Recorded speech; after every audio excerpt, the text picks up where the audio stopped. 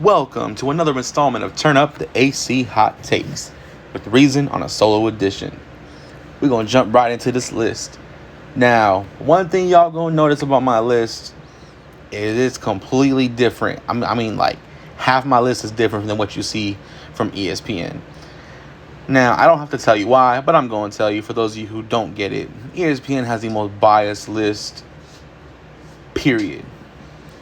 How you got somebody like Lomachenko still on that list when he's been inactive and he's lost twice in 18 fights? How you have better Biev above Bivol on the list where Bivol just beat Canelo, who everyone says is number one, and then on top of that he beat Joe Smith Jr. 3 years before better Biev beat Joe Smith Jr. In a way is number two, and he's been up there for like ever. If he's really that great, why is he never on TV in primetime slots? Who is he fighting? Who is he beating? Donaire? Like, who is he beating? He's always on some random times for us here in America. Like, he fought on a Tuesday. Like, early in the morning because it was like, I believe in Japan or something where he fought. Like, come on, man. We got to have people on these lists who the average fan knows. Like, it's just getting ridiculous. But anyways, here we go into my top 10. Coming in at number 10, I got David Benavidez, the Mexican monster, El Bandera Roja. He's a former super middleweight champion. He lost his belt, but never in the ring. He's dominant. He, in my opinion, is the best fighter at 168. In my opinion, he deserves the Canelo Alvarez fight. I also believe he can beat Canelo Alvarez. He's dominating everybody they put in front of him.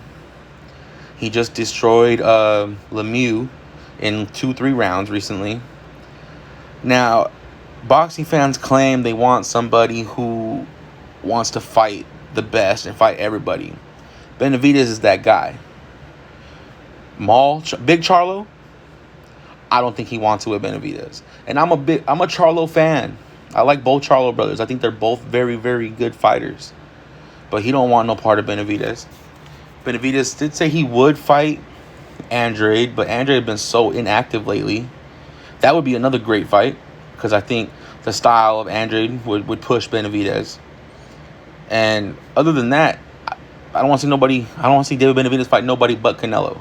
But coming in at number 10 on my list, I got David Benavidez on my pound-for-pound list for the 2022 year. Coming in at number 9 on my pound-for-pound list, I got Shakur Stevenson, young fighter, all the talent in the world, only 24 years old. He'll be 25 this month. What can I say about this kid, man? He's got all the skills. He's one of the most skilled fighters at this point in boxing, in my opinion, at 25 or under. I think it's him, Devin Haney. Other than that, as far as like technical boxers and pure boxing skills, I think them two are the best, especially in the lower weight classes. And I think they're on a collision course at some point where they match up, maybe at 140, a couple years from now.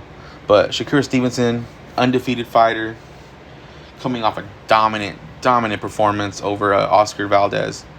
He's 18-0, 9 knockouts. A former participant in the Olympics. He won silver in the 2016 Olympics. He's going to be defending his belt in September against Robson Conceição, old boy who a lot of people thought beat Valdez last year, but Valdez was gifted a decision. I think Stevenson is going to be dominant again in his next fight. The sky's the limit for Shakur Stevenson as far as I'm concerned. I could definitely see him move up these rankings and be in the top half of these rankings very, very soon. But yeah, I got Shakur Stevenson coming in at number 9 on my pound-for-pound list. And as I mentioned, don't be surprised to see him in the top half of this list coming very soon. Coming in at number 8 on my pound-for-pound list, I got Devin the Dream Haney. Only 23 years old, 28 wins, no losses, 15 wins by stoppage, including a dominant performance against George Kambosos Jr. on June 4th in the States, June 5th in Australia, in his own backyard. Devin Haney lost no more than one round, in my opinion. It's ridiculous that he's not on other pound-for-pound lists. Call him boring, call him whatever you want to call him. But one thing you do have to mention is undisputed, because that's exactly what he is. All that talk of email champion and he ain't fought nobody, go fight a top 10 fighter, all that, dead it. It's done. He beat Linares, he beat Jojo Diaz, and then Kambosos back to back, all in dominant performances. The closest fight was when he lost 3 rounds to Jojo Diaz. That was the closest fight he's had since he stepped up and fought 3 consecutive fighters in the top 10. Devin Haney, to me, has the potential to go down as one of the greatest of all time. He's already got the hate to match that potential, because everybody says he's boring, says he's pillow-fisted.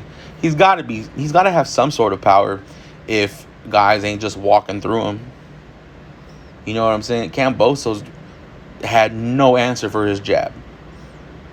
And it looks like Kambosos has reactivated the rematch, so Devin Haney will have to defend undisputed against Kambosos one more time in Australia. But I don't see it going any different. As a matter of fact, I think it could go worse for Kambosos. But until that fight is official, we'll talk about that then. But as of right now, I got Devin the Dream Haney coming in at number 8 on my pound-for-pound list. And don't be surprised if very, very soon he's in the top 5. Because I just don't see very many guys who can beat him. Tank would be a great fight. I would love to see him fight Loma. And then, of course, in the future, potentially a matchup with Shakur Stevenson. Coming in at number 7 on my pound-for-pound list. A lot of people are going to be shocked with how low he is on my list. But that's what happens when you lose, and lose convincingly. Don't give me that he dared to be great stuff, because we ain't playing that here. He already fought at light heavyweight a couple years back when he stopped Kovalev. So, and back then, at that time, people were trying to say Kovalev was the best fighter at light heavyweight, which was a complete lie. Back then, and including right now, the top 2 at light heavyweight at that point was Bivol and Beterbiev, and today in 2022 is still Bivol and Beterbiev. But not taking away nothing from Canelo. He's a great fighter. Obviously, he's a future Hall of Famer. 57 wins, 2 losses, 2 draws. A lot of fans would say he has more than 2 losses, but we'll save that for a different conversation at a different time. This is here recognizing that Canelo is one of the greats today, and I have him at number 7 on my pound-for-pound list. He's got the trilogy fight coming up with Triple G in September. Truthfully, I'm not 100% interested in that fight. I'd rather see him go with the rematch of Bivol or fight Benavidez. Him and Triple G, to me, that time has come and gone. They should have fought 3 years ago. But Canelo doing what he does best, waiting people out, and Triple G, he's just been fighting scrubs ever since he fought Canelo, trying to protect his record.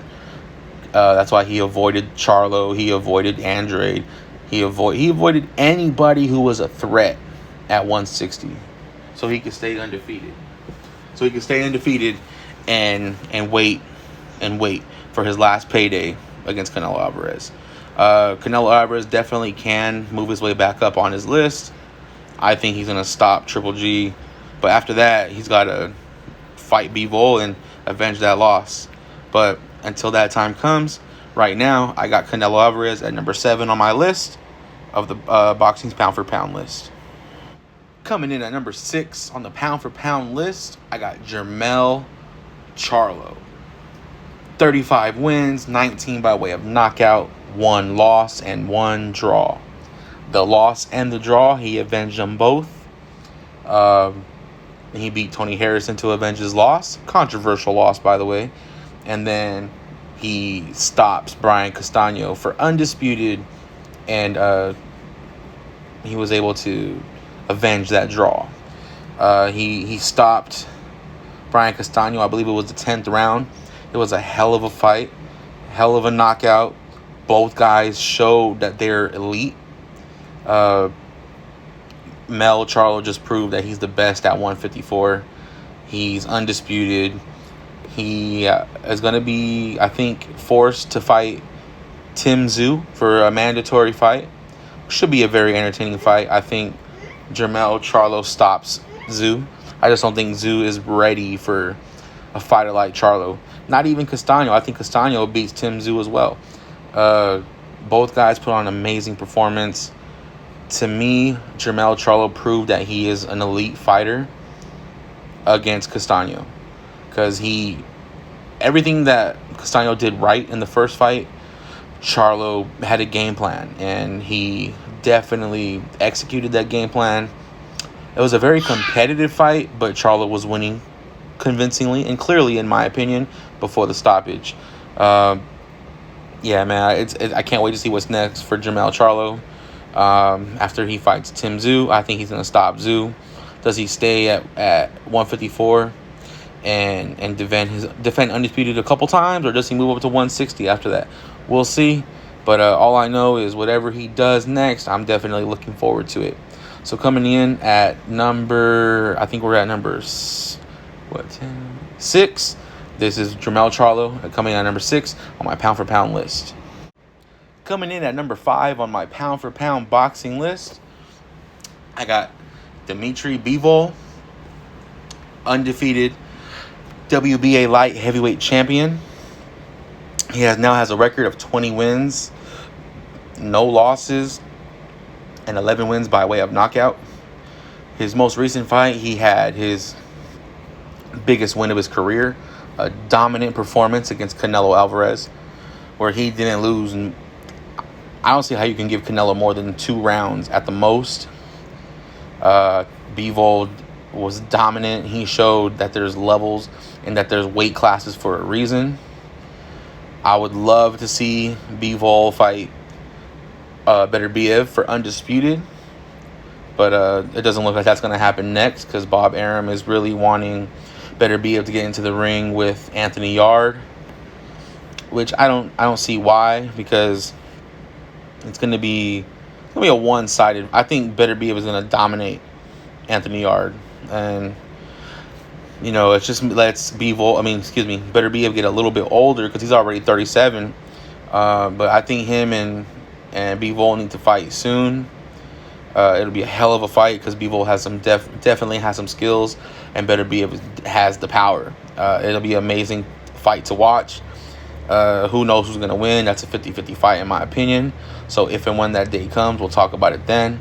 But coming in at number 5 on my pound-for-pound list, I have Dmitry Bivol, who just dethroned the overwhelming, number 1, which was Canelo Alvarez. And he beat him convincingly. It wasn't no dispute on who won that fight. So yeah, number 5, I got Dmitry Bivol. And coming in at number 4 on my pound-for-pound list, I got the Gypsy King, Tyson Fury, 2-time world heavyweight champion. He held the WBC title, which he currently holds right now, and the Ring Magazine title. Tyson Fury, as long as he don't retire, he hasn't officially announced his retirement, which is why I have him on the list. I think he's earned it. He's definitely got some boxing skills. I'd love to see him fight Usyk, because I believe Usyk is going to beat Anthony Joshua in their rematch. Yeah, man. What can you say about Tyson Fury? I mean, he had an incredible trilogy with Deontay Wilder. First fight was a draw. Second fight, he destroyed Wilder. And in the third fight, he stops Wilder again. But that third fight, in my opinion, one of the greatest heavyweight fights of all time. And in my lifetime, that is the greatest heavyweight fight I've ever seen. I'm pushing almost, I'm in the mid-30s, coming up on those right now. So in over 30 years, I ain't never seen a better heavyweight fight than Fury and Wilder. Who knows what Tyson Fury is going to do? Is he going to really retire? Is he going to try to go for undisputed? Because if Usyk beats AJ, boom, Fury Usyk right there for undisputed. I would love to see that fight. I think Fury wins. The size to me is what's going to give Fury the win. I don't think Usyk has the power of a Deontay Wilder, and we've all seen Tyson Fury eat some of the most vicious shots Deontay Wilder could throw at him. And yeah, he fell down, but he did not stay down. He got up for every count. And I just don't see Usyk being able to stop Fury like that. He might be able to outbox him, and maybe I just when it comes to heavyweight fights, it's just one shot can change the whole complexion, the whole outcome of a fight. So yeah, man. Coming in at number 4, I got Tyson Fury, and then the man I was just talking about coming in at number 3, Alexander Usyk. What can you say about this guy, man? Usyk is preparing for his fight against AJ coming up in August. Yeah, man, that's for all but the WBC title. Usyk is 19-0, 13 wins by knockout, undisputed at cruiserweight. Now, when he first came to the heavyweight division, I wasn't sold on Usyk because he didn't look good at all in his first 2 fights. I was like, man, maybe his power is not going to carry up to heavyweight, but he definitely has filled out and become one of the top fighters in the heavyweight division. I mean, he has all of AJ's belts right now. He's a WBA, IBF, and WBO champion. As I mentioned, I believe he's going to beat Anthony Joshua again. I think he stops AJ this time around. And who knows what happens from there. Is Usyk going to potentially fight Tyson Fury for undisputed? Does that happen? I hope so. But if not, like what's left for thereafter AJ for Usyk? Does Deontay Wilder work himself into the championship, a fight with Usyk?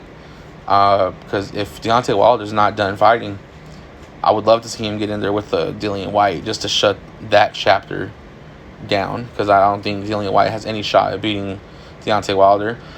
I think he beats Andy Ruiz. You know what I'm saying? So, what's next for Usyk after the AJ fight?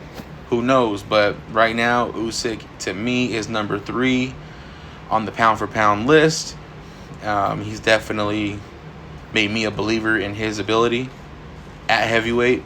Yeah, man. So we'll see what's next for Usyk after the AJ fight. And hopefully we can get him and Fury in the ring before Fury officially calls it quits. Yeah, man. So coming in at number 3 on my pound-for-pound list, I got Alexander Usyk. Coming in at number 2 on my pound-for-pound list, Errol Spence Jr. Unified, undefeated, welterweight champion, 28 wins, 22 knockouts. He's been a champion since he went into Kell Brook's backyard and defeated him for the IBF strap back in May of 2017. He took the WBC belt from Sean Porter. He just took the WBA belt from Urdinas Ugas, where he stopped him and shut his eye pretty bad.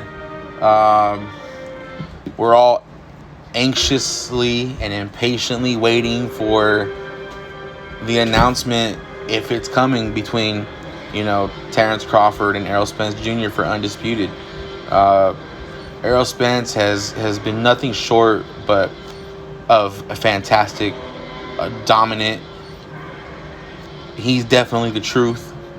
I have him as the top welterweight, but obviously I got him number 2 on the pound-for-pound rankings, and there's a reason why for that. Yeah, man, I mean, what can you say about Errol Spence that hasn't already been said? He took each belt from the other champions in the division, and he said it, 3-4 years ago, once he clears up his side of the street, he's going to go and take Terrence Crawford's belt too. So we'll see what happens. And this most likely is his last fight at welterweight, because he said it many times before. After he becomes undisputed, he wants to go up to 154 and make his mark up there. Yeah, man, Errol Spence is amazing, bro. After his car accident and being out for a year plus, he comes back and jumps right in the ring with the killer, Danny Garcia. Like, Danny Garcia was still, at that point, top 5, top 6 welterweight. No tune-ups for Errol Spence. He don't believe in that. He went straight into that fight and beat Danny Garcia more convincingly than anybody else has beaten Danny Garcia. So I have Errol Spence at number 2 on my pound-for-pound list, and coming in at number 1, Terrence Bud Crawford. Undefeated WBO champ, 38 wins, 29 knockouts. Ever since he came up to welterweight, he stopped everybody. Granted, the level of competition that he faced at welterweight isn't the same to what Errol Spence has, which is why I say Spence is the best at welterweight. But I have Crawford at number 1 pound for pound, because he was once undisputed at 140. He's a 3-division champ, if I'm not mistaken. He started at 135.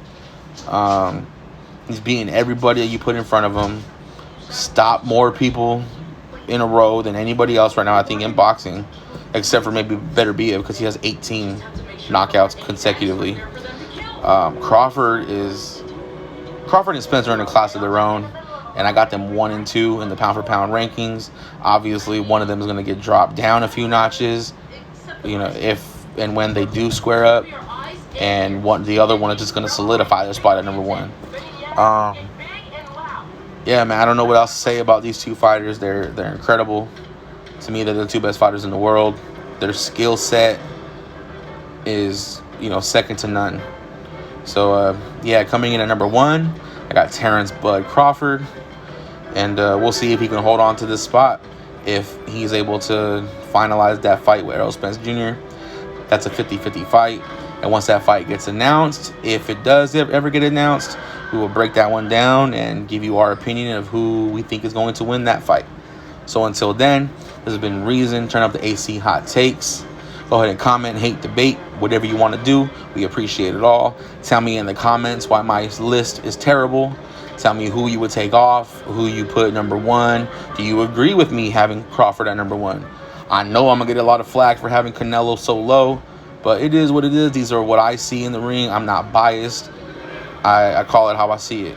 So until then, Reason, turn up the AC Hot Takes, and we're out.